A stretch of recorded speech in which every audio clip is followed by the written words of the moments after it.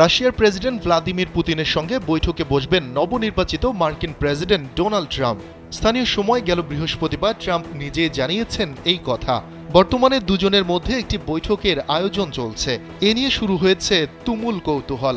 পরদিন বিষয়টি স্বীকার করে নিয়েছে মস্কো। ডোনাল্ড ট্রাম্প ঘোষণা করেছেন রাশিয়ার প্রেসিডেন্ট ভ্লাদিমির পুতিনের সঙ্গে বৈঠকের প্রস্তুতি চলছে।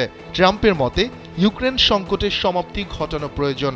পরবর্তীতে রুশ প্রেসিডেন্টের মুখপাত্র দিমিত্রি পেসকভ জানান, প্রেসিডেন্ট পুতিন ট্রাম্পের সঙ্গে কোনো পূর্ব শর্ত ছাড়াই বৈঠক করতে প্রস্তুত। পেসকভ আরও বলেন, আলোচনার মাধ্যমে সংকট নিরসনে ট্রাম্প নিজেও যথেষ্ট আগ্রহ প্রকাশ করেছেন। তার এই আগ্রহকে স্বাগত জানায় মস্কো। এবার ব্যাংকও আপনার হাতের মুঠোয়।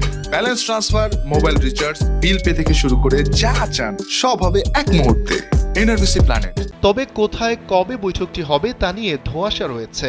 এমন পরিস্থিতিতে রোববার রুশ বার্তা সংস্থা তাস জানিয়েছে, যদি এমন কোনো অনুরোধ আসে তাহলে আলোচিত পুতিন ট্রাম্প বৈঠকটি আয়োজন করতে চায় সুইজারল্যান্ড। এজন্য দেশটি আগ্রহের বিষয়টি তুলে ধরেছে। সুইজারল্যান্ডের লে তেমস পত্রিকার প্রতিবেদনে বলা হয়েছে, রাশিয়ার প্রেসিডেন্ট ভ্লাদিমির পুতিন এবং মার্কিন প্রেসিডেন্ট ডোনাল্ড ট্রাম্পের মধ্যে ইউক্রেন বিষয়ক আলোচনা আয়োজনের জন্য প্রস্তুতি নিচ্ছে সুইজারল্যান্ড।